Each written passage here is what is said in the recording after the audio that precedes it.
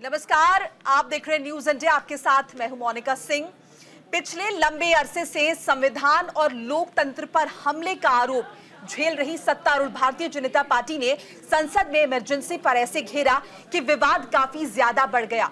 संसद में लगातार 2 दिनों से सत्ता पक्ष की ओर से इस मसले को गर्मजोशी से उठाया गया। पहले स्पीकर ओम बिरला और आज राष्ट्रपति के अभिभाषण में इमरजेंसी की निंदा से पूरा विपक्ष बौखला सा गया। राष्ट्रपति के अभिभाषण में आपातकाल का जिक्र आने के बाद विपक्षी दलों के कई नेताओं ने बयान दिए। कांग्रेस ने सरकार पर वार किया। कांग्रेस ने कहा कि आज देश में हालात इमरजेंसी से ज्यादा भयावह हैं। कांग्रेस ने सवाल खड़े करते हुए प्रधानमंत्री मोदी के बीते 10 साल के कार्यकाल को अघोषित आपातकाल करार दिया है। इस पर केंद्र सरकार ने चुप्पी साध रखी है। वहीं समाजवादी पार्टी ने आरोप लगाया कि बीजेपी के जो लोग इमरजेंसी में रहे उनको हमने सम्मान दिया था, लेकिन यह सरकार क्या उन लोगों को सम्मान दे रही है।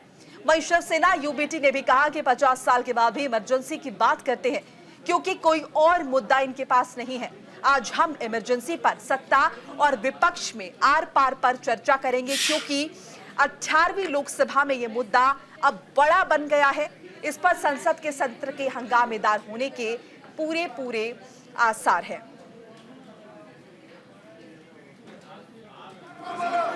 काल का एक काला खंड था।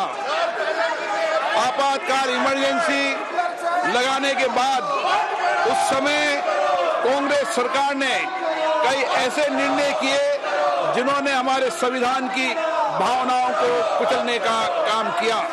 पूर्व निर्दयी maintenance of internal secretary act Misa में बदलाव करके कांग्रेस पार्टी ये सुनिश्चित किया कि हमारी अदालतें मीसा के तहत गिरफ्तार लोगों को न्याय नहीं दे पाए। मीडिया को सच लिखने से रोकने के लिए parliament president production of publication refill act, press council refill act और creation of publication of objection matter act लाए गए। इस काले खंड में संविधान में 38वां, 89 और 40वां, 41 और 42वां संविधान संशोधन किया गया। देश में संविधान लागू होने के बाद भी संविधान पर अनेक बार हमले हुए हैं। आज 27 जून है। 25 जून 1975 को लागू हुआ आपातकाल संविधान पर सीधे हमले का सबसे बड़ा और काला अध्याय था।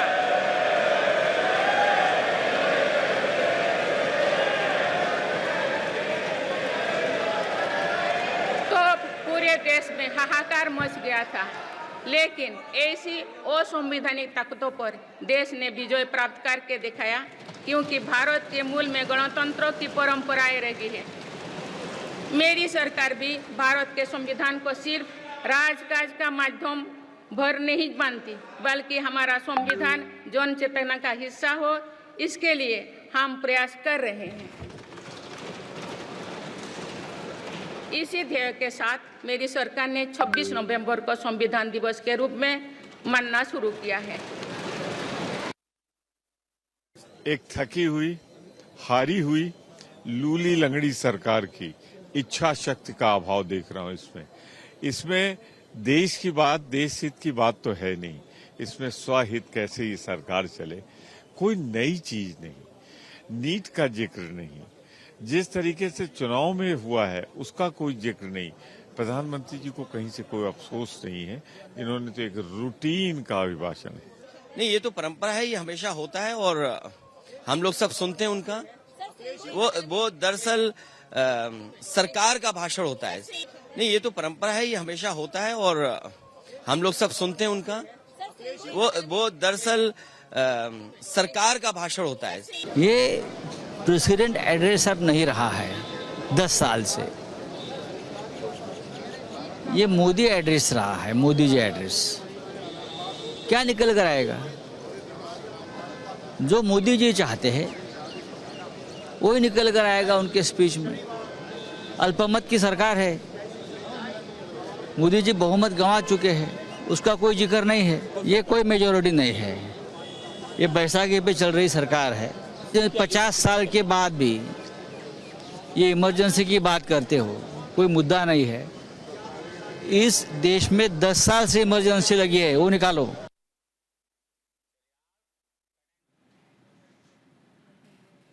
तो विपक्ष का एतराज आप सुन रहे थे, बयान हमने आपको सुनाए। हमारे साथ तमाम मेहमान भी जुड़े हुए, उनका स्वागत कर लेते हैं। पहले हमारे साथ कांग्रेस प्रवक्ता है ईशान त्यागी जी, आपका बहुत बहुत स्वागत है।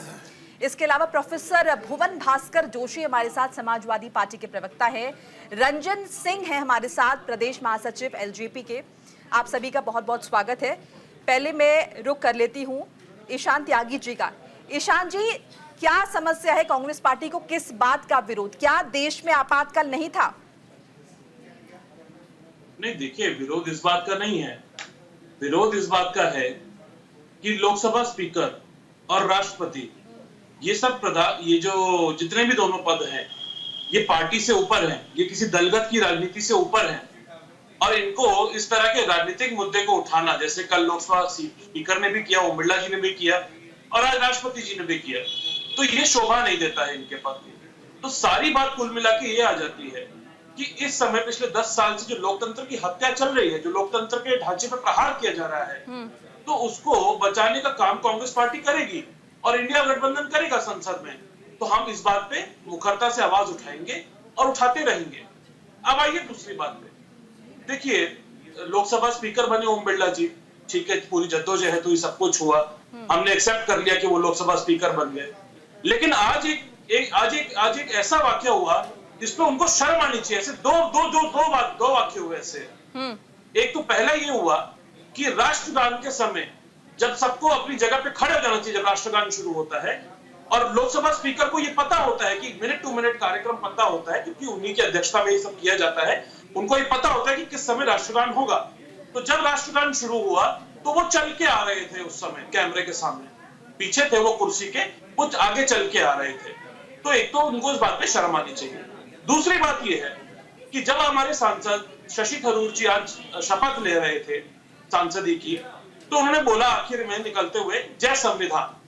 और मुझे नहीं पता कि ओम बिरला जी को संविधान और या जय संविधान के जयकारे से क्या दिक्कत है। जब बीजेपी के सांसद शपथ लेते हुए जय हिंदू राष्ट्र बोलते हैं, तब तो वो अपनी आपत्ति दर्ज नहीं करवाते।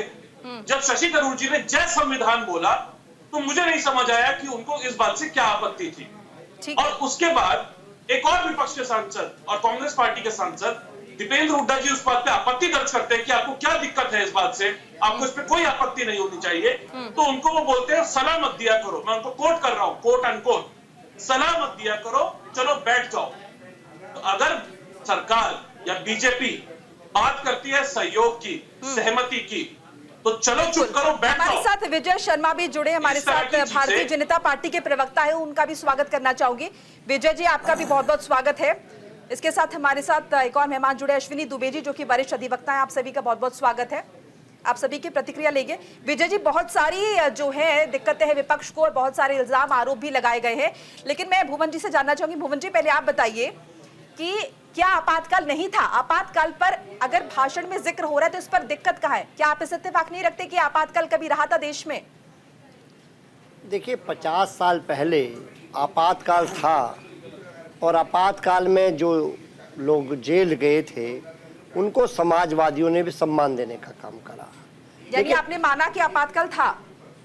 बिल्कुल, तो था, उसमें कोई दिक्कत नहीं। लेकिन आज क्या क्या दौर है मोनिका जी, थोड़ा इंटरप्ट ना करें, मैं अपना विषय रखने दें। आज 10 साल से अघोषित आपातकाल ये देश देख पा रहा है, और अघोषित आपातकाल हम इस प्रकार देख पा रहे हैं कि किस प्रकार हम ये देखते हैं कि चंडीगढ़ के बहाने लोकतंत्र की हत्या करती है भारतीय जनता पार्टी खुलेआम। किस प्रकार हम देखते हैं कि मणिपुर में हमारी बेटियों को छोड़ दिया जाता है, उनके ऊपर कोई बात नहीं होती, कोई चित नहीं होती, उनके ऊपर कोई प्रधानमंत्री जी स्टेप नहीं ले पाते। आज कम आपातकाल है और आज देखिए क्या हो रहा है। 2-2 संवैधानिक पदों पर रहने वाले लोग सरकार का भाषण पढ़ रहे हैं, सरकार की बात कर रहे हैं, भारतीय जनता पार्टी के वर्कर की तरह बात करने लगे। अगर ओम प्रकाश बिरला जी और राष्ट्रपति जी उस तरह की बातें करने लगे तो ये देश के लिए कोई शुभ संकेत नहीं है। ये सरकार की जो वाहवाही करने का जो ट्रेंड आदरणीय मोदी जी लाए, और सरकार ये इस बार पहली बार हुआ है जो सरकार बनी है एनएनडीए की, क्योंकि आपने देखा होगा मोनिका जी, मैं एनएनडीए कह रहा हूँ तो इन्होंने भी कभी इंडिया कहने में इनको बड़ी शर्म आती है भारतीय जनता पार्टी को। ये इंडिया नहीं कहते, क्या कहते थे पूरा देश जानता है। लेकिन जो अब एनएनडीए की सरकार, क्योंकि मोदी जी तो अपना बहुमत खो चुके हैं, मोदी जी की सरकार तो है ही नहीं, अब एनएनडीए की सरकार है, नीतीश नायडू डिपेंडेंट अलायंस है, ये बैसाखी की सरकार है। तो आज जो स्थिति है हम देख पा रहे हैं बद से बदतर हो पा रही है। और जिस प्रकार अभी हमारे एक साथी ने बताया था, इंडिया गठबंधन के साथी ने बताया था, जो संविधान की जय जिसकी वजह से ये लोकतंत्र है, जिसकी वजह से मैं अपनी बात रख पा रहा हूँ, जिसकी वजह से ये चैनल चल रहा है, जिसकी वजह से हम सब जुड़े हुए हैं विभिन्न राजनीतिक दलों के लोग, आज जय संविधान बोलने में एक पार्टी को बहुत दिक्कत का विषय होना पड़ रहा है।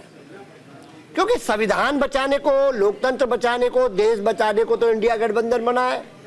हम जो कह रहे हैं उस बात को समझने की आवश्यकता है कि किस प्रकार जो पिछले पहलवान बेटियों को जो घसीटा गया, ये क्या अच्छा है जो देश का पताका फहराती है बेटियां हमारी, उनके साथ हमने कैसा व्यवहार इस देश को देखने को पड़ा। ये इसे आप इमरजेंसी नहीं कहेंगे, मणिपुर को आप इमरजेंसी नहीं करेंगे, 150 सांसद एक दिन में घसीटे, उनकी सदस्यता खत्म करी, इसको क्या आप इमरजेंसी नहीं कहेंगे? जी विजय जी जवाब दीजिए। जी देखिए, पहले तो मैं भास्कर जोशी जी को करेक्ट कर देता हूँ, फैक्चुअली वो बड़ी गलत बोल रहे हैं कि 150 सांसदों को वो उनकी सदस्यता खत्म की, उनको सदन से निलंबित किया गया था। जी राइट, ठीक है ना, तो इसलिए इनको करेक्ट कर देता हूँ। दूसरा मैं इनको बताता हूँ, देखिए संसद में स्पीकर का काम क्या होता है, स्पीकर सबके होते हैं। अगर कोई वहां गैर कानूनी काम करता है, आपने पीछे देखा होगा किस तरह से कलंकित कार्य किए गए कि उनके ऊपर पर्ची फेंकी गई, जो अध्यादेश थे उनको फाड़ने की कोशिश की। इनके इंडी गठबंधन के एक सहयोगी थे वो संजय सिंह जी, उन्होंने किस तरह से उन्होंने कार्य किए, तो ये इनको समझना होगा। अब समाजवादी पार्टी के अपने जोशी जी हमें लेक्चर दे रहे हैं, जिनके यहाँ बाप बेटे का झगड़ा होता है, जिनके यहाँ बाप बेटे का झगड़ा होता है, पार्टी कब्जा करने के लिए चुनाव आयोग तक चले जाते हैं, चाचा भतीजा का झगड़ा होता है, माइक छीने जाते हैं कि मुख्यमंत्री झूठ बोल रहे हैं, वो चुनाव आयोग तक ये पार्टी मेरी है, ये पार्टी मेरी है। और मीडिया रिपोर्ट में आपने देखा होगा किस तरह से आरोप भी लगे कि धक्का दे दिया, किसी ने कहा थप्पड़ मार दिया, ये तो भगवान जाने क्या हुआ क्या नहीं हुआ अंदर का। वो हमें संविधान का हुआ है। और इनसे पूछिए, इनके नेताजी, माननीय नेताजी मुलायम सिंह जी उसमें जेल गए हैं इमरजेंसी में, और उसको वे किस तरह से बचाने का कार्य कर रहे हैं, किस तरह से उनको सह देने का काम कर रहे हैं। क्या स्पीकर कहां से आया है? संविधान के तहत आया है, संविधान की ओथ लेकर आया है। तो वहां अगर कोई काला दिन आया है, अगर उसकी 50वीं वर्षगांठ है, तो क्या उसका वर्णन नहीं किया जाएगा? वो काला धब्बा नहीं था क्या? मैं कहता हूं वो उससे बड़ा काला धब्बा हो ही नहीं सकता कि एक रात में 9000 निर्दोष लोगों को जेल में डाल दिया गया, पत्रकारों को। और किसके लिए? एक इंदिरा गांधी को बचाने के लिए, जिनकी जो है मान्यता, जिनकी सदस्यता रद्द कर दी थी माननीय उच्च न्यायालय ने। और वो किस आधार पर की थी? कि वो जनधन के आधार पर, धन बल के आधार पर जीती हैं। तो उनकी बचाने के लिए पोस्ट पूरे देश को झोंक दिया इमरजेंसी में, मौलिक अधिकार छीन लिए गए इस देश को। और 19 महीने हमारे माननीय राजनाथ सिंह जी, उनको अंत्येष्टि में शामिल होने का मौका नहीं मिला। उनकी माताजी की मृत्यु हो जाती है, उनको अंत्येष्टि जो मौलिक अधिकार तो छोड़ो, उसकी भी आपातकाल में क्या क्या हुआ सभी इससे वाकिफ है पूरी तरह से करते हो। जी चलिए, अश्विनी दुबे जी का भी एक बार रुख कर लेते हैं। जी सर एक मिनट, अश्विनी जी का भी एक बार रुख कर लेते हैं, सभी मेहमान एक बार कब सबसे बात हो जाए। अश्विनी जी ये बताइए, अभी तक तो खाली सीबीआई और ईडी जैसी संस्थाओं पर सवाल उठते थे, लेकिन अब राष्ट्रपति पद जैसे संवैधानिक पद पर जो बैठे लोग हैं उन पर भी सवाल उठ रहे हैं, स्पीकर पर भी सवाल उठ रहे हैं, ये कहाँ तक जायज है? ये बिल्कुल जायज नहीं। संविधान की वैल्यूज के खिलाफ, डेमोक्रेसी, मोरालिटी के खिलाफ, और जो दशकों चलती आ रही पुरानी परंपरा खिलाफ ये जो है इस तरह की आएंगी। जो बिजनेस मैन रूल है लोकसभा का करता है, जो डेमोक्रेटिक वैल्यूज है इस पर जरूरी करता है, संसद निर्माता उस प्रोटोकॉल आप जो है संस्थाओं पर एक्ट करना फैशन बन यानी सेलेक्टिव आपको फेवर नहीं मिला कहीं तो आप संवैधानिक संस्थाओं पर चाहे वो जुडिशरी हो चाहे और आज क्रिटिसाइज करना फ्रीडम ऑफ स्पीच और एक्सप्रेशन के नाम पर एक फैशन बन गया जबकि उसी संविधान का उद्देश्य सबका रीजनेबल रिस्ट्रिक्शन होनी चाहिए। भाई आप बात समझिए ये संविधान में स्वयं लिखा हुआ है कि 25 1975 21 मार्च 1970 तक इस महीने में सब के विद्यार्थी होते हैं। कितनी बार संविधान संशोधन हुआ? अब संविधान हम सिर्फ ये कहते हैं संविधान संशोधन हुआ, कोई कहता है तो आपातकाल टैलिटी के तो उसका डिस्कशन करने में कहाँ दिक्कत। तीसरी बात अभी मैं सुन रहा पैनलिस्ट हम आदरणीय बोल रहे थे भाई साहब सभा सचिवालय के शोध और प्रभाग ने शपथ का ओथ के फॉर्मेट बनाए और वो कॉन्स्टिट्यूशनली करेक्टेड उसमें शपथ करने वाला व्यक्ति के कर्तव्यों का कर्तव्य करने की बात करता है। वो भारत के सच्ची श्रद्धा और निष्ठा रखने की बात करता है। वो भारत की प्रभुता अखंडता अक्षुण्ण रखने की बात करता है। ऐसे समय पर एक यूएपीए का ऐसे समय तो जो लोग अगर शपथ देंगे और शपथ क्यों शपथ देंगे वो कॉन्स्टिट्यूशन नहीं परमिट करता। बिल्कुल सर, आपकी आवाज में थोड़ी दिक्कत हो रही है, आपका फिर से मैं रुख करूंगी। एक बार हम रंजन सिंह की भी प्रतिक्रिया ले लेते हैं, उसके बाद मैं ईशान जी का रुख करूंगी। रंजन जी। मोनिका जी देखिए, ये जो संविधान पर जो राजनीति चल रही है मुझे लगता है कि ये विपक्ष के लोगों के मानसिकता का परिचायक है, जिसके कारण इस तरीके से इनके द्वारा जब जब संविधान को रौंदा गया है इतिहास में, जब जब उस पर आप बात कीजिए तब तब इनको पीड़ा होती है। इमरजेंसी एक ऐसा सरकार के हथियार होते हैं जो देश को बचाने के लिए इस्तेमाल कई बार किया जाता है। 1962 में 1971 में आपने देखा होगा कि युद्ध के दौरान इमरजेंसी के हालात, ये पहली बार ऐसा 1975 में हुआ था जिसको पूरा विश्व ने देखा कि संविधान को जिस तरीके से रौंद कर जो व्यक्ति जो जनता है उनके मौलिक अधिकारों का जिस तरीके से अनुच्छेद 36 से लेकर 40 तक का जो हनन किया गया, वो इससे देश शर्मिंदा है। जिस तरीके से इमरजेंसी लगाया गया, जिस तरीके से मीडिया के जो स्वतंत्रता है उसको छीनी गई, जिस तरीके से जो लोग हैं उनके मौलिक अधिकारों का हनन किया गया, शर्मिंदा इस बात से है। अब इनको अगर बात की जाए तो इनको अगर जवाहरलाल नेहरू जी के टाइम पे अगर कश्मीर मुद्दे पे बात कीजिए तो वहाँ पर संविधान इनको नहीं दिखा। जब इनको देश को सिर्फ और सिर्फ ये गुमराह करने के काम करते हैं, इनकी निर्लज्जता तब हद से पार हो जाती है। आप समझिएगा इस बात को। अभी लोकसभा के चुनाव हुए, अभी ये पूरे गाथा गाते रहे कि संविधान खतरे में है, संविधान खतरे में है, संविधान बदल देंगे, ये मोदी जी संविधान बदल देंगे। इनको ये भी बेसिक पता नहीं होगा शायद, या जानकारी नहीं देना चाहते होंगे जनता को कि संविधान को बदलने के लिए सदन में 2/3 बहुमत की जरूरत होती है। लगभग आधे से ज्यादा राज्यों में साधारण बहुमत की जरूरत होती है। आज जिस तरीके से संविधान को लेकर ये गाथा गाते रहे, लोगों के बीच में जाते रहे, संविधान को हमेशा रौंदने का काम इन्होंने किया है। जब जब एक 10 साल के कार्यकाल में मोदी जी का एक कोई काम बता दीजिए जो संविधान के विरुद्ध काम इन्होंने किया हो। ये कहते हैं सिंगूर को हटा दो उससे, पार्लियामेंट से, जो सत्य न्याय और धर्म का प्रतीक है, उनको हटा दो। इनको न्याय के साथ शासन बर्दाश्त नहीं हो रहा है। आज परिस्थितियां जो भी रहे, अभी कोई हमारे जो विपक्ष के मित्र हैं वो ये कह रहे थे कि मोदी जी बैसाखी पे चल रहे हैं, सरकार है। इनको पता होगा कि पूरे देश में एनडीए जिस तरीके से एकजुटता के साथ आदरणीय मोदी जी के नेतृत्व में जिस तरीके से चुनाव लड़े और देश ने एनडीए को मैंडेट दिया और सरकार बनी और सरकार चल रही है। जो सदस्यता इनके सांसद के जाने की बात थी, उनकी कुकीर्ति जो सदन के अंदर की गई, उनकी बात नहीं करेंगे ये।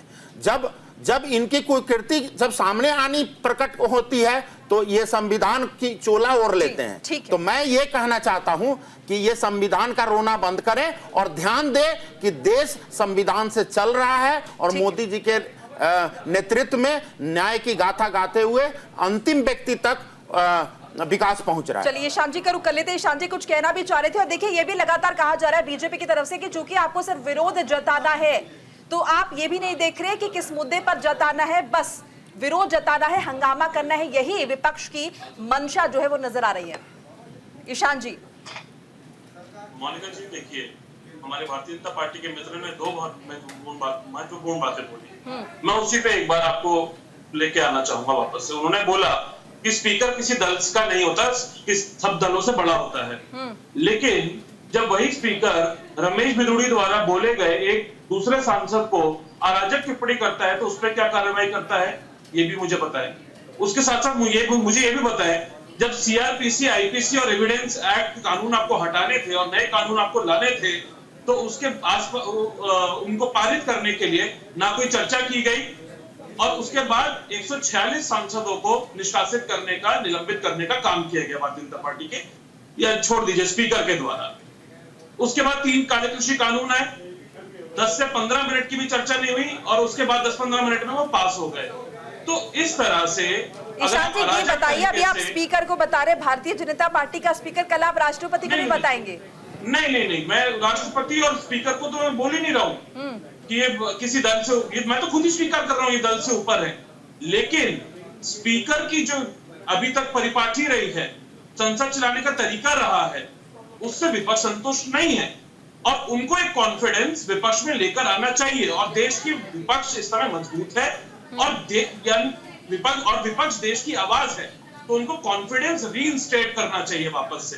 दूसरी बात इन्होंने बोली, हमारे मित्र ने, कि संविधान की शपथ लेता है स्पीकर भी। तो अगर संविधान की शपथ लेता ही है स्पीकर तो उसे जय संविधान बोलने से क्या गुरेज है किसी सांसद के? जब बीजेपी का सांसद शपथ लेते हुए जय हिंदू राष्ट्र बोलता है तब तो उसको कोई गुरेज नहीं होता, जबकि हमारा जो संविधान है वो ये कहता है कि भारत एक सेक्युलर देश है, धर्मनिरपेक्ष देश है, तो उसमें क्या दिक्कत होती है? अब आइए दूसरी बात, अब आइए मुद्दों की बातों पे। अब कहते हैं मुद्दों की बात नहीं करना चाहते। मुद्दों की बात, भारतीय जनता पार्टी मुद्दों की बात से तो भाग रही है इस समय, इसीलिए तो 50 वर्ष पुरानी बातें लेकर आकर खोद के लाके संसद में लेकर पेश कर रही है उनको।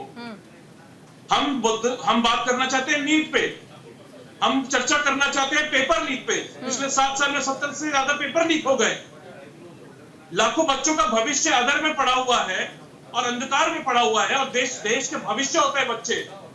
हम बात करिए ना, उस पर चर्चा करिए ना, ठीक है, चर्चा करिए महंगाई पे, चर्चा करिए बढ़ती हुई आर्थिक असमानता पे।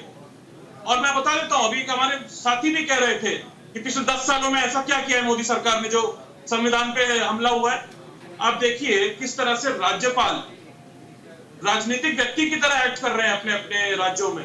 तमिलनाडु में बिल पड़े रहते हैं और राज्यपाल पास नहीं करते, बंगाल में राज्यपाल के पास बिल पड़े रहते हैं, राज्यपाल बिल पास नहीं करते।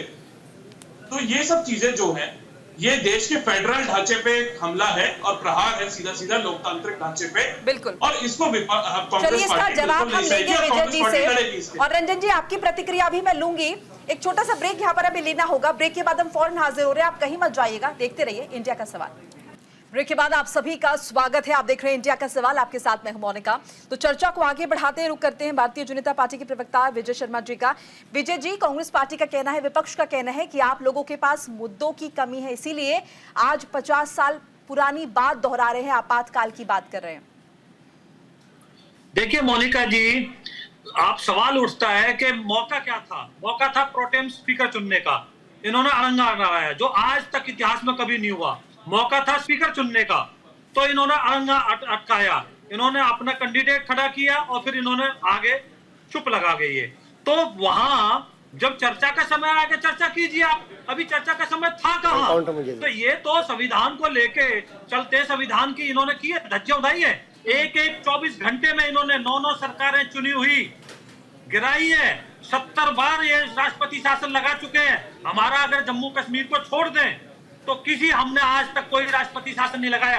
ये संविधान की बात करते हैं और ये क्या संसद में पहली बार हुआ है? राजीव गांधी के समय में भ्रष्टाचार बोफोर्स तोप पे अगर लोगों ने मुद्दे उठाए तो उनको 40 से ज्यादा सांसदों को बाहर कर दिया गया, निलंबित कर दिया गया।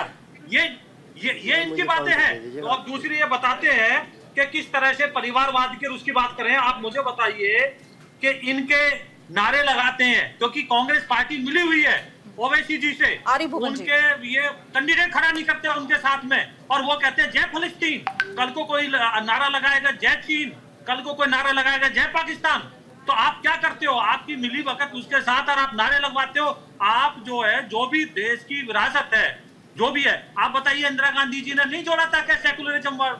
आप मुझे बताइए, धर्मनिरपेक्षता 70 के दशक में जोड़ा गया है, ये संविधान में शुरू में कहा था।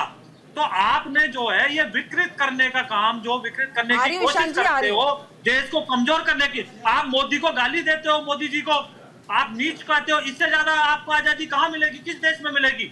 संविधान के सर्वोच्च पद पे बैठे हुए आदमी को आप नीच, आप मौत का सौदागर, कायर, क्या क्या सब नहीं बोलते, उनके परिवार के बारे में नहीं बोलते हो। उसके बाद में आप इस तरह की बातें करते हो कि आजादी नहीं है। आजादी इससे ज्यादा और आपको क्या चाहिए? कानून तोड़ते हो, संविधान तोड़ते हो, आप बेल पे हो, भ्रष्टाचारी हो। भ्रष्टाचार छुपाने के लिए आप देश को ही दांव पे लगा देते हो, इमरजेंसी लगा देते हो। एक आदमी की सदस्यता क्या चली गई, आपने नरक में झोंक दिया पूरे देश को।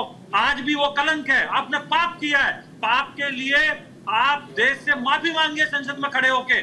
आपको तो शर्म आनी चाहिए। हमारा देश जो सदियों से उदाहरण बना हुआ विश्व में लोकतांत्रिक परंपराओं के लिए, और आपने इस तरह का कलंकित कार्य किया है, और उसके बाद में आप इस तरह की बातें करते हो, हमारे पे आरोप लगाते हो। ठीक है, ठीक है, चलिए मोनिका जी सर, मोनिका जी सवाल ले लीजिए। नहीं, चलिए बोलिए, आप बोलिए, फटाफट बोलिए जी।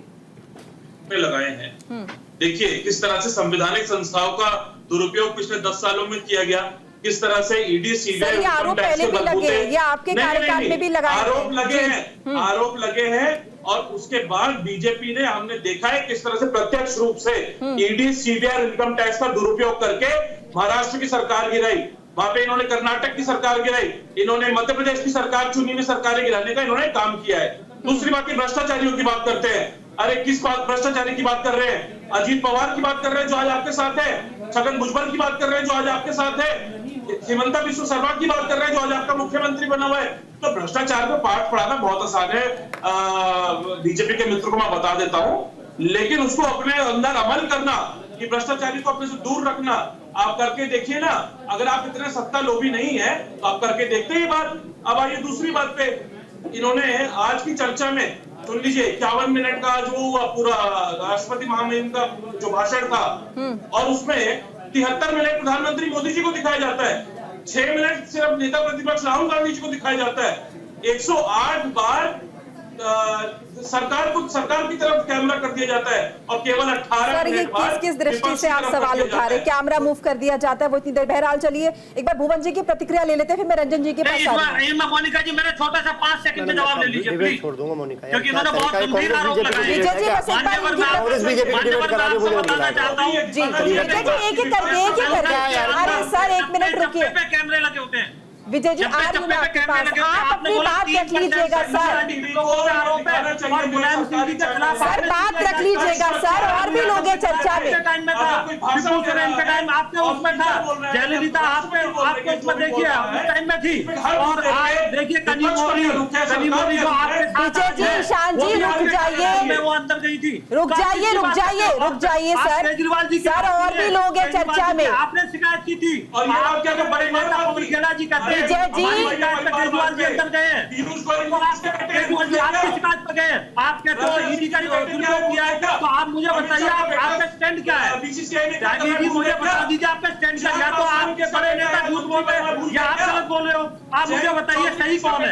आप आपके बड़े नेता, तो आप बात करने के आधार पर कीजिए। ईशान जी एक बात का मैं तथ्य के आधार पर आप गलत बयानबाजी कर रहे हो, यहाँ पे भ्रष्टाचारी कोई नहीं बन जाएगा, एक भ्रष्टाचारी जेल में जाएगा। 2019 में हमारे मोदी जी ने बोल दिया था भ्रष्टाचार किया है, इस देश में पीएम केयर्स फंड खुल गया, मैं इनको सबसे बड़ा अंदर दूंगा, पर 2019 के बाद आपके राज में हुआ, इसको खत्म करने का काम माननीय उच्च न्यायालय। तो आपको तकलीफ हो रही है, आप तकलीफ हो रही है भ्रष्टाचार, क्योंकि आपकी जो है माता जी और आपके युवराज जी उसके अपना बेल के ऊपर बाहर है, भ्रष्टाचार के केस में बाहर है, तो आप देखिए ना।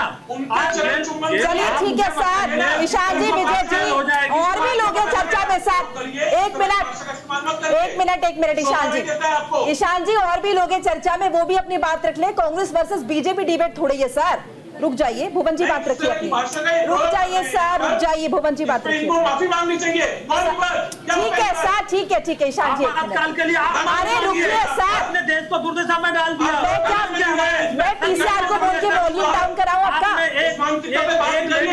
वॉल्यूम डाउन कराऊं मैं? साथ खड़े हो बजाय माफी आपका वॉल्यूम डाउन कराऊं? ध्यान रखिए थोड़ा सा अपनी। ईशान जी आराम से, 1 मिनट रुकिए, वॉल्यूम डाउन कराना पड़ेगा मुझे, मजबूरन। थोड़ा शांत हो जाइए सर, और भी लोग हैं। बोलिए भुवन जी। देखिए, मैं भारतीय जनता पार्टी के प्रवक्ता साथी को बताना चाहता हूं, इस देश के प्रधानमंत्री कैसे शब्दों का प्रयोग करते हैं।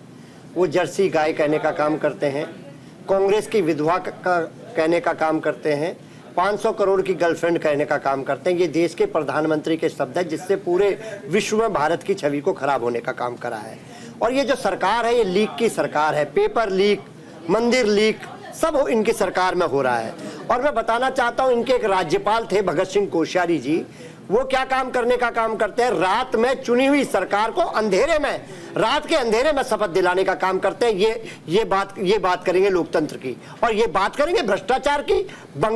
इनका राष्ट्रीय अध्यक्ष बंगारू लक्ष्मण पूरे देश को पाठ पढ़ा गया, रिश्वत लेने का, भ्रष्टाचार का अड्डा है भारतीय जनता पार्टी, जिसका राष्ट्रीय अध्यक्ष बंगारू लक्ष्मण रिश्वत लेते हुए पकड़ा जाता है। मैं आपको बताना चाहता हूं, ये मीडिया की बात करता है, मीडिया को बंधक बनाने की। इन्होंने तो आदरणीय मोदी जी जब से आए, इन्होंने पूरे मोदी जी ने बंधक बना दिया मीडिया को।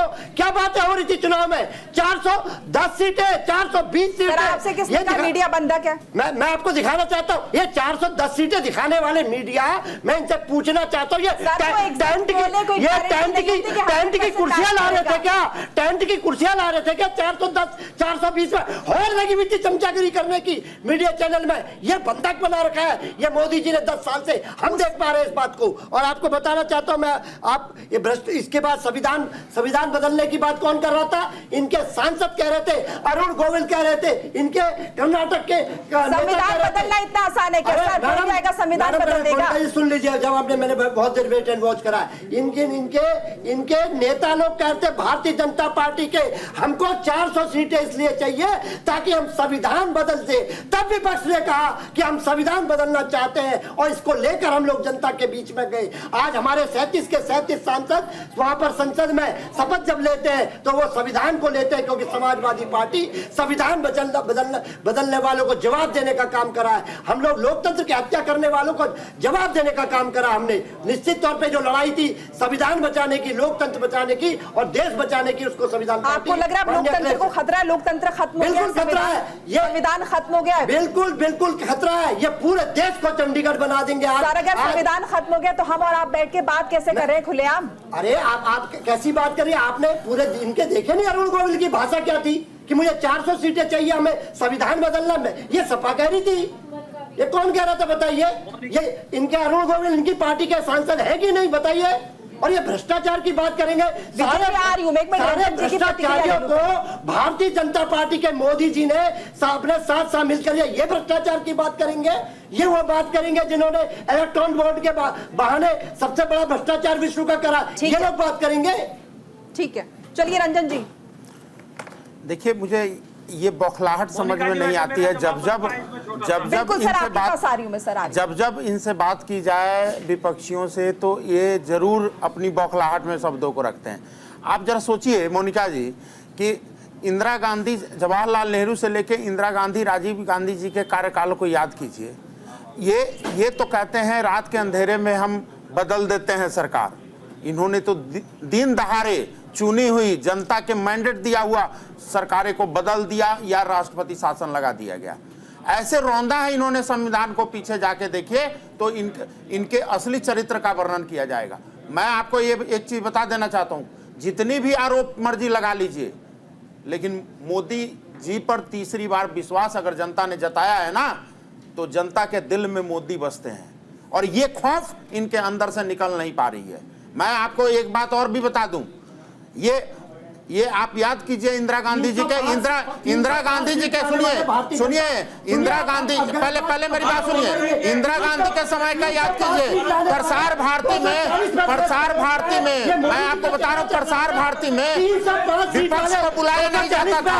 आज विपक्ष आके यहाँ बोल पा रहे हैं, मोदी जी पे आज यहाँ विपक्ष बोल पा रहे मोदी जी पर हैं। ये आजादी है, ये आजादी है कि विपक्ष यहाँ बैठ के बोल पा रहे हैं। 240 नहीं तो याद कीजिए मोदी जी का न्यूज़पेपर में इंदिरा मतलब मीडिया होता था। आप देखिए ना, विपक्षी को बुलाया नहीं जाता था। ये थे इंदिरा गांधी जी के शासन। आप उनके शासन से अगर प्रधानमंत्री के मन के अकॉर्डिंग अगर एक मुख्यमंत्री काम नहीं करता था तो दिन दहाड़े उस मुख्यमंत्री को बदल दिया जाता था। ये था संविधान, ये था इनका लोकतंत्र। हरियाणा में मनोहर लाल खट्टर कैसे हट गए? आज इनको ये नहीं समझ में आ रही है। आज शर्म आती है इनको, संविधान पे बात करते हुए शर्म आती है। सुन लीजिए, ये मनोहर लाल खट्टर की पीड़ा आपको बहुत आ रही है, मुझे पता है कि ये पीड़ा है आपकी। लेकिन मोदी जी का आदरणीय हमारे राष्ट्रीय अध्यक्ष आदरणीय हमेशा बोला है उनके जीते जी रहते हुए संविधान खतरे में नहीं जा सकता। मोदी जी ने बोला है, आप कैसी बातें करते हैं? मोनिका जी प्रधानमंत्री जी के आर्थिक सलाहकार रहे विवेक ओबरॉय पिछले साल एक लेख लिखते हैं, ये देश ने देखा है 10 साल तक। मोनिका जी, देश ने देखा है 10 साल तक लोकतंत्र को रौंद कर प्रधानमंत्री के मुंह तरीके से आवाज नहीं समझ में आएगी।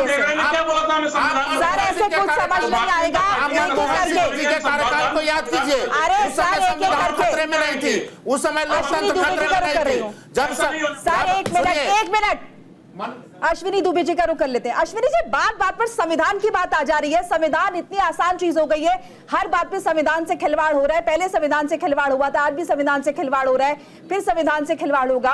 कितना आसान हो गया है संविधान को बार बार उसका जिक्र करना और उसके साथ खिलवाड़ करना। अश्विनी जी, देखिए, संविधान से खिलवाड़ तब होता जब कोर्ट्स की पावर्स को ले लिया जाता संविधान संशोधन के जुडिशियल रिव्यू। जब आंतरिक अशांति की स्थिति में आर्टिकल 352 के तहत सरकार आपातकाल घोषणा करती है, तो उसी समय अगर 75 के आपात की बात क्यों क्योंकि इसमें अदालतों की शक्ति लेती है, यानी सुप्रीम कोर्ट को यह पावर नहीं था कि वो सरकार के निर्णय पर कोई जो है सुन, वो इंपॉर्टेंट डिस्कशन हो जाता है। अगर आप संविधान तीनों अंगों का बराबर का कार्यपालिक, न्यायपालिक, विधायिका। दूसरा सबका यह है कि आपातकाल के दौरान संशोधन इंपॉर्टेंट इसलिए कुछ होते हैं जो आप नजरिए से देखना पड़ेगा। समाजवादी धर्मनिरपेक्ष और अखंडता जैसे शब्द छोड़े गए, वो अगर प्रस्तावना देखिए तो बेसिक स्ट्रक्चर है संविधान का, वो बेसिक स्ट्रक्चर के बियॉन्ड जी। तीसरी बात ये कि संविधान में चुनाव इम्पोर्टेंट होता है, तो जब चुनाव अगर नहीं होगा वही बात तो मैं नहीं समझता कहीं बिल्कुल उसके उस बदलाव को आज के बदलाव से डिस्कस करना चाहिए। नंबर एक, बिल्कुल आर्य विजय जी, जो चीज हो चुकी है, सवाल यहाँ सा ये है, मैं इसलिए कहना चाहूंगा कि भारत के संविधान का 6 दिनांक पे जो शपथ लेने की बात करते हैं तो शपथ का फॉर्मेट क्या है, और वही संविधान कहता है किसी विदेशी देश का नाम नहीं लेंगे समय, विदेशी देश के प्रति अपनी निष्ठा नहीं है। उसी शपथ में अश्विनी ये भी बताइए कि हिंदू राष्ट्र जिंदाबाद बोल सकते हैं कि नहीं बोल सकते, बताइए। जो ओवैसी वहां पर क्या वो गलत था कि नहीं था? 10 साल तक जो सरकारें चली 2004 से 2014 तक, उनके भारतीय जनता पार्टी के सब एक साथ बोलेंगे तो किसी को कुछ समझ नहीं आएगा। जो जनता आपको सुन रही है उन्हें भी कुछ समझ नहीं आएगा, तो कृपया एक एक करके बोले। मैं एक शब्द रख दूं, एक शब्द। मैं ये कह रहा था 2004 में इसी संविधान का शपथ लेकर आदरणीय मनमोहन सिंह जी ने प्रधानमंत्री का शपथ लिया। प्रधानमंत्री जी के पत्र को या संसद भवन से निर्गत जो लेटर थे उनको किसने फाड़ कर जनता के सामने, मीडिया के सामने फेंक दिया। रिमोट कंट्रोल से 10 साल तक किसने सरकार चलाया? तब ये लोकतंत्र खतरे में नहीं थी, तब चुनी हुई सरकारें शर्मिंदा नहीं हुई थी। आज ये लोग क्या बात करेंगे शर्मिंदगी की, मुझे ये समझ नहीं आती है। आज आपको ये नहीं समझ में आ रही है कि रिमोट कंट्रोल से जब सरकार चला रहे थे, जब ऑर्डिनेंस को फाड़ कर सरयाम को युवराज जी फेंक रहे थे, उस समय आपको ये नहीं समझ में आया था, उस समय संविधान खतरे में नजर नहीं आई, लोकतंत्र लज्जित नहीं हुई, आपको ये नहीं समझ में आया। विजय शर्मा जी का रुख कर लेते हैं। आपने कश्मीर पर आप शर्मिंदा सर, एक मिनट, ठीक है सर, ठीक है, शर्मिंदा नहीं आ गई आपकी बात, आ गई। देश को बेच दिए हो और आप शर्मिंदगी की बात करते हो, बेच चुके हो आप लोग देश को। ठीक है, तो अडवाणी सर विजय शर्मा जी का रुख कर लेते हैं। अडानी को बेच दिया आपने सारा देश। भुवन जी एक मिनट, विजय शर्मा जी का रुख कर लेते हैं। विदेश जाकर आप विदेशों में जाकर रोना रोते हो, देश को शर्मिंदा करते हो, शर्म नहीं आती आपको? रंजन जी सुनिए, रंजन जी सुनिए जी, बताइए। देखिए, जब देश के प्रधानमंत्री सीना ठोक के कहते हैं कि हम संविधान को हाथ नहीं लगाने देंगे, बाबा साहब भी हाथ नहीं लगा सकते, वो पार्टी बोलती है जिसने सबसे ज्यादा संशोधन किए हैं, और ये मनोहर लाल खट्टर जी की बात करते हैं। वो एक आम कार्यकर्ता थे, उनको 9.5 साल चीफ मिनिस्टर बना के रखा। हमारे यहाँ कार्यकर्ता बेस पार्टी है। आपने भजन लाल शर्मा जी को देखा होगा, आपने मोहन यादव जी को देखा होगा, कितने हमारे लोकप्रिय नेता थे, शिवराज जी, उनको हम केंद्र में ले आए। हम सबको मौका देते हैं। हमारे यहाँ जीजा जी और साले जी और माता जी और नाना जी और चाचा जी और भतीजे जी नहीं होते कि सारी पार्टी वही होती है।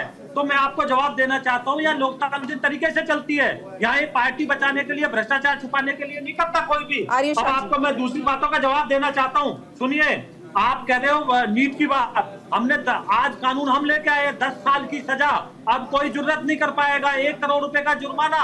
आप करते हो मंदिर की बात, आप राम भक्तों पे गोली चलवाने वाले किस मुंह से आप कह रहे हो? अरे चूर गया भैया, चूरा चूरा पुजारी बोल रहे, चूरा मंदिर, भ्रष्टाचार। अरे आपने राम को नहीं छोड़ा, भ्रष्टाचार कर डाला राम के मंदिर में, भ्रष्टाचार कर डाला आपने राम के मंदिर में। भारतीय जनता पार्टी के लोगों ने भ्रष्टाचार कर डाला मंदिर में, वहाँ पे चू गया, आपकी रोड चू जाती है, आपके मंदिर चू जाता है। अरे भ्रष्टाचार की जंगली पार्टी है, बंगारू लक्ष्मण, बताइए देश को, बंगारू लक्ष्मण रिश्वत लेते हुए पकड़ा जाता है, पूरे देश को शर्मसार करा। बंगारू लक्ष्मण के विचारिक लोग, बंगारू लक्ष्मण के वैचारिक लोग हो आप लोग, रिश्वत ऑन कैमरा लेते हो, पूरे देश को भ्रष्टाचार की प्रथम पाठशाला है। तो भारतीय क्या बोलती है, मंडी में क्या रेट चल रहा है? भारतीय जनता पार्टी प्रथम पाठशाला भ्रष्टाचार की, आपका बंगारू लक्ष्मण पूरे देश से देखा, रिश्वत लेते हुए आपकी ट्रेनिंग वहां से हुई है, आप सुप्रीम कोर्ट में हम लोग को लगाएंगे, तो इसका मतलब जो कोलेजियम है, जो प्रणाली है, उसका भ्रष्ट कर दोगे। आप कहते हो सुप्रीम कोर्ट हाई कोर्ट पर कमेटी बनाएंगे, आतंकवादियों को इसका मतलब कमेटी बनाने का क्या मतलब किया? आप उसको प्रभावित करके प्रभावित करवाना चाहते हो।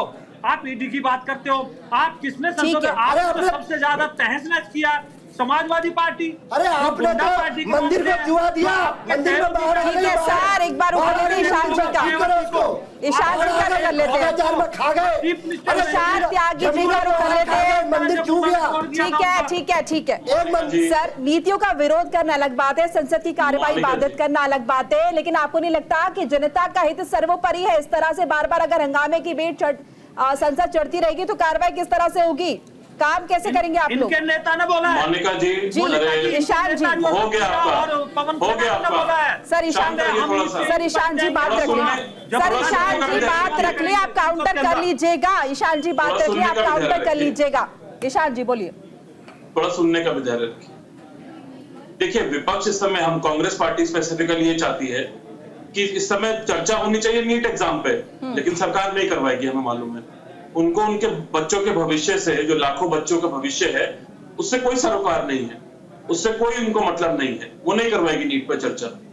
जब देश के शिक्षा मंत्री धर्मेंद्र प्रधान जी एनटीए को क्लीन चिट दे देते हैं, और पूरे सबूत होने के बावजूद, बिहार पुलिस के पास सबूत है कि पेपर लीक हुआ है, और धर्मेंद्र प्रधान जी क्लीन चिट दे देते हैं एनटीए को कि नहीं, कोई पेपर लीक नहीं हुआ है, तो ऐसे शिक्षा मंत्री को नैतिकता के आधार पर इस्तीफा दे देना चाहिए। हम बात करना चाहते हैं देश में बढ़ते हुए रेलवे एक्सीडेंट्स को लेके।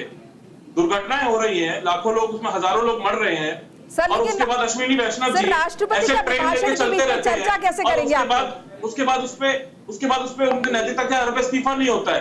अभी बात कर रहे थे परिवारवाद की, चलिए परिवारवाद की आर्य विजय जी, इन्होंने फूफा जी, बुआ जी सब गिन दी। पीयूष गोयल जी वेद प्रकाश गोयल जी के बेटे हैं। धर्मेंद्र प्रधान जी देवेंद्र प्रधान के बेटे हैं। उसके बाद ज्योतिरादित्य सिंधिया माधवराव सिंधिया के बेटे हैं। जितेंद्र प्रसाद जी जितेंद्र प्रसाद जी के बेटे हैं। अनुप्रिया पटेल जी सोनेलाल पटेल जी की बेटी है। उसके बाद चिराग पासवान जी रामविलास पासवान जी के बेटे हैं। ये सब मंत्री हैं, अभी केंद्र सरकार में मंत्री हैं। मुझे नहीं पता कौन से कार्यकर्ता को इन्होंने बनाया है। उसके बाद राजनाथ सिंह जी के बेटे पंकज सिंह जी विधायक हैं। अमित शाह जी के बेटे जो बहुत बड़े क्रिकेटर हैं, जो बहुत बड़े क्रिकेटर हैं, आपको पता नहीं है? मोनिका बहुत बड़े जी, क्रिकेटर हैं अमित शाह जी के बेटे, वो बीसीसीआई को चला रहे हैं, बीसीसीआई सेक्रेटरी हैं वो। मैं इनको जवाब दूं, मैं इनको तो देखिए, एक मिनट ज्ञान देना बहुत आसान है। आप आइए, देखिए ईशान जी, मैं आपका जवाब देता हूँ। अब आप मेरा जवाब सुनिए। आप रुक जाइए। देखिए प्रधानमंत्री जी का वक्तव्य इन्होंने सवाल उठाया था कि सेक्युलर शब्द ऐड कर दिया।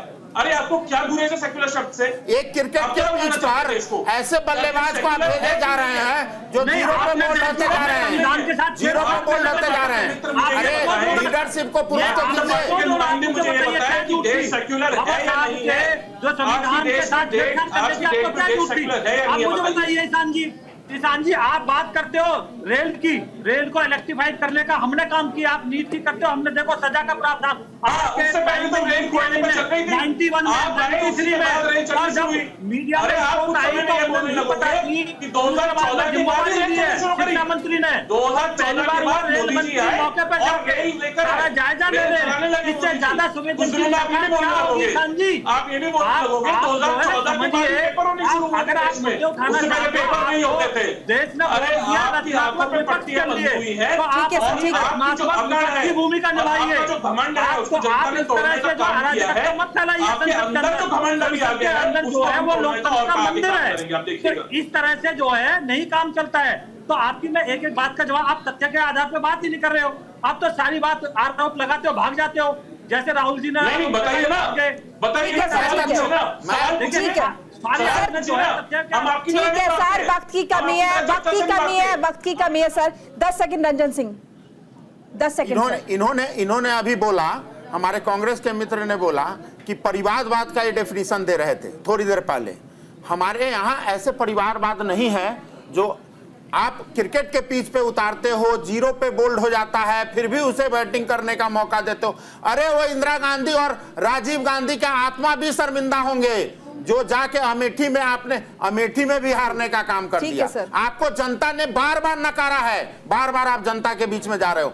आप चिराग पासवान जी का बात करते हो, वो बिहार के अंदर जाकर लोगों के बीच में, और रामविलास पासवान जी के विरासत को जरूर कैरी किए हैं, लेकिन उन्होंने अपने आप को प्रूफ किया है। ऐसा क्या प्रूफ इन्होंने किया कभी? ठीक है, आप सभी मेहमानों का हमारे साथ जुड़ने के लिए बहुत बहुत शुक्रिया। तो सिर्फ यहाँ पर ही माहौल हंगामेदार नहीं रहा, बल्कि अब संसद की जब कार्यवाही होगी तो वहां पर भी आपको हंगामा देखने को मिलेगा, क्योंकि विपक्ष लगातार सरकार पर हमलावर है।